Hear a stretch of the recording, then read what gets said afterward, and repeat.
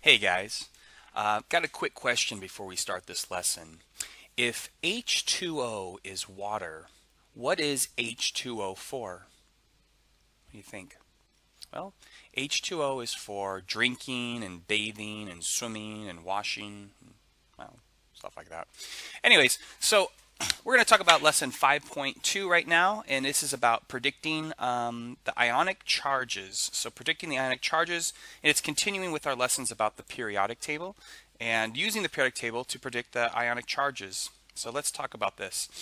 First, to figure out what the ionic charge is, I think, and I know I've talked about this in class before, what an ion is, but let's get the formal definition. I'm going to hold you accountable to it now.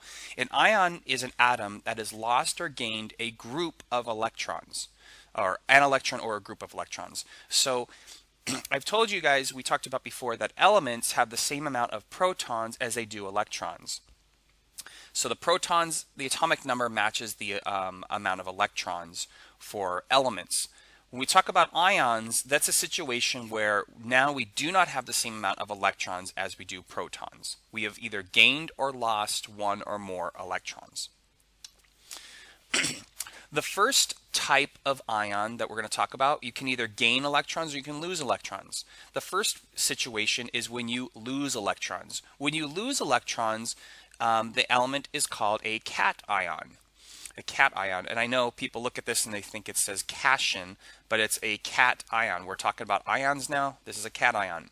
So an ion with a positive charge is a cation, and how it becomes positively charged is because it loses an electron. When you lose an electron, you become more positive because you have more protons now than electrons. Remember, in a normal atom, all atoms have the same amount of protons and electrons. So if you lose one, now you have more protons than electrons, and you become positively charged. So if cations are positively charged, and then the opposite would be if you are negatively charged, and this is an anion. Anions are negatively charged, and this is a situation where an atom, in this case here I've got a fluorine atom, gaining an electron. When fluorine gains an electron, it becomes more negative. It gets negatively charged. A lot of students confuse this in thinking that, well, they think of this: if I gain, then I'm positive. And that's the mistake that I see often in this. I'm gaining electrons, so therefore I became positively charged. Please remember that you're gaining, you're gaining something, but what you're gaining has a negative charge. So don't make that mistake in thinking that gaining becomes positive. You're gaining something negative, and therefore you're becoming more overall negative. And in this situation here, you're losing something that was negative, and you're becoming more positive. Try to set this straight. Take whatever notes you need to remind yourself that the gaining and losing are of something negative. So losing something negative makes you more positive, and gaining something negative makes you more negative. All right, so in the last situations that I was showing you, I showed you that lithium and fluorine, lithium was losing an electron and fluorine was gaining an electron. And when this happens, lithium became positive and fluorine became negative. Well, things don't just get to lose electrons. We don't have like electrons just floating around aimlessly. They're negatively charged, and they're going to be attracted to something that's positively charged. So in order for lithium to lose something, there is a positive charge here. It's not going to just lose that electron because there's an attraction to the nucleus that has a positive charge with the protons. So to lose it, it's going to have to go to something else that has a nucleus as well. So it just doesn't lose and float around in the atmosphere. So this is what it looks like and what it sounds like when an electron is changing from one atom to another atom. And so it has to go from one to another, and it looks something like this.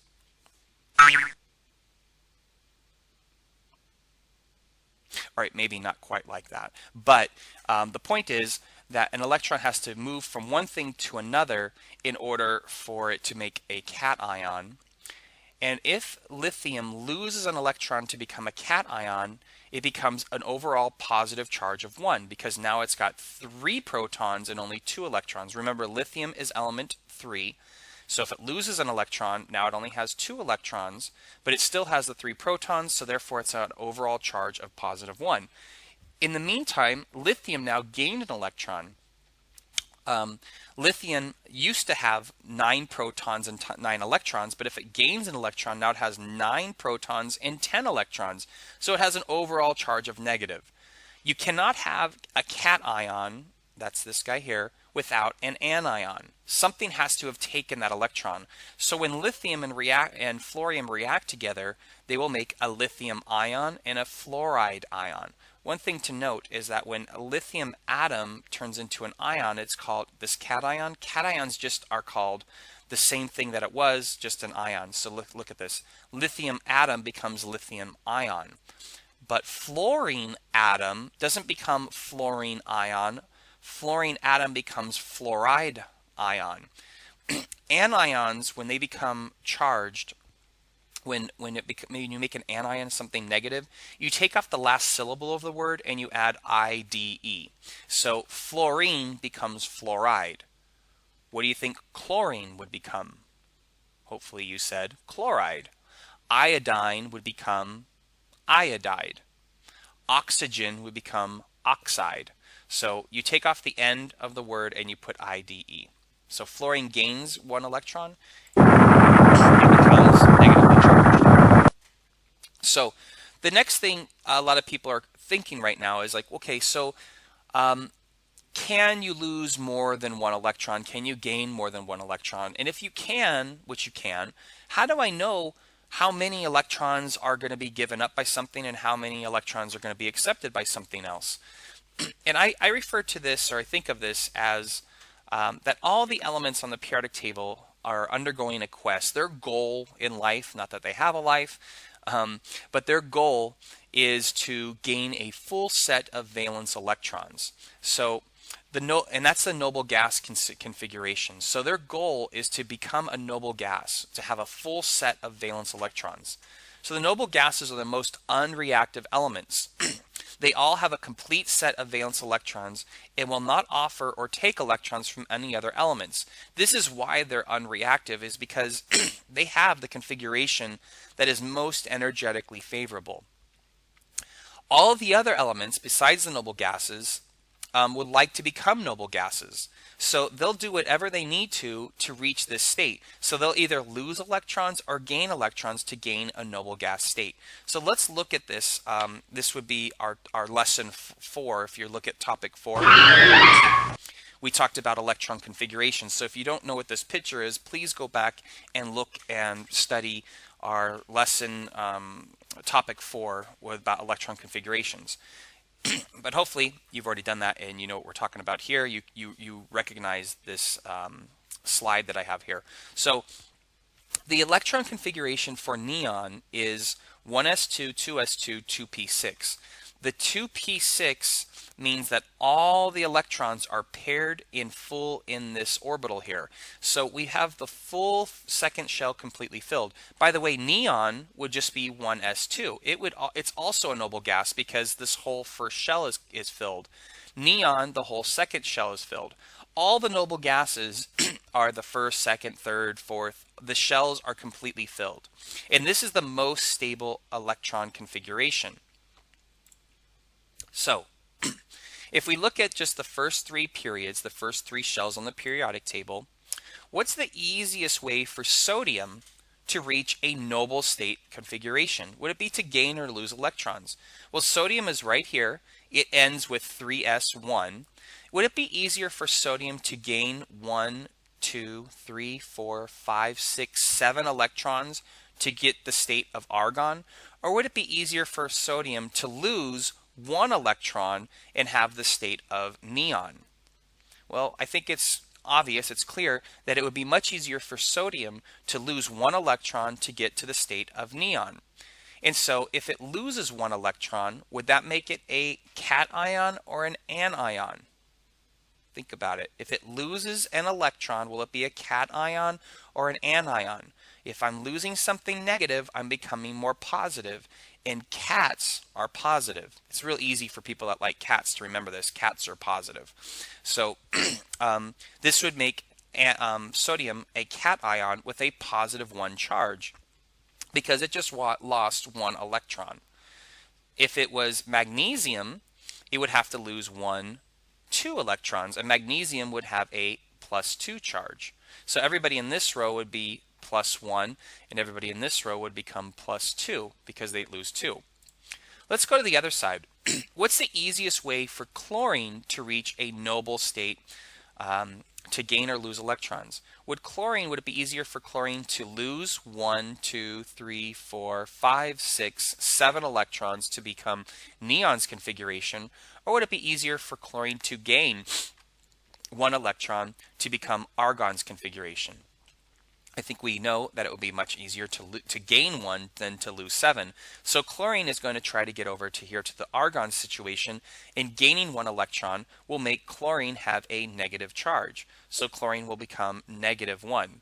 Sulfur, on the other hand, would have to gain 2 electrons to become argon's configuration. So sulfur will more likely become -2. So when an electron is removed from an atom, forming a cation, electron-electron repulsions are reduced, and all the valence electrons move closer to the radius. What I'm saying here is that when you lose an electron, the radius of the atom, now that's an ion, becomes much smaller.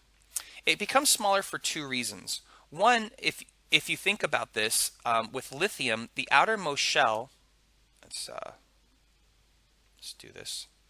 The outermost shell will be, remember, lithium is 1s. I'm doing this with my mouse because 1s, and then it's got 2s. Remember, lithium has 3 electrons. All right, I will take my board because that was sloppy. So anyways, it would take this configuration here, and if it loses 1 electron, let's see, if it loses this electron here and becomes the state of helium, what happened is you lost that outer shell, that second shell. So if you lost that second shell, it becomes much smaller. So for the first reason is it gets smaller because it loses the shell. But what I'm talking about here, it's even smaller than you might expect for helium. This is helium's configuration and a lithium ion configuration. But lithium ion is smaller than helium because lithium has 3 protons here. 3 protons pulling on that shell, that cloud of 2 electrons. So these 3 protons pull stronger than helium's 2 protons, making the radius smaller. So these 3 protons have a stronger pull on the electrons than just 2 protons of helium. So that's what we talk about electron-electron repulsion. It becomes, it's not as strong because there's a stronger nuclear charge here. So cations are smaller than atoms. Cations are smaller than atoms. 1, because they lose a shell, and 2, because the electron-electron repulsion is reduced because you have electrons out there. Remember, electrons don't want to be near each other, so they're repelling. So if you lose electrons, they don't repel as much, and they can get closer to each other. You know, if you've got 5 things wanting to be apart like this, and you only have 2 things, and they have that much room, they can be further apart. They have less repulsion for each other. I don't know if any of that made sense, but hopefully one of the analogies I made made sense to you. Main bottom line is cations have a smaller radius than atoms. On the same logic, anions have a greater radius than atoms. So when an electron comes to an atom and it makes it an anion, when an atom gains electrons, now the electrons, there's more electrons there and they need to be further apart because they're repelling each other, and it gets larger. So an electron is added to an atom forming an anion. The electron-electron repulsion, that means the electrons don't wanting to be near each other, it increases. And this causes the valence electrons to move further apart, and that increases the radius of the atom. So cations are smaller than atoms, and anions are larger in radius than the atoms. So that's all we got for 5.2. This is it, but just there's some big concepts here. So what I'd like you to do is take these elements here, look on the periodic table: sulfur, sodium, bromine, calcium, oxygen, iodine, beryllium, potassium, fluorine, lithium, strontium, and chlorine. With these guys here, determine the charge of the atoms above once they become ions. So can you look at the periodic table and figure out what the easiest path for these guys would be to become noble gases, and figure out by gaining and losing electrons what their charge would be? Create a table of cations and anions and place these on the table on which of these would be cations and which of these would be anions. And then finally, which ion would be smaller, potassium or chlorine, and why? So when they become ions, which would be smaller, potassium or chlorine, and why? All these answers can be found in the video, so go back if you need to. And if you do that and you still don't understand something, please come see me and ask for help. That's what I'm here for. Take care. Thank you.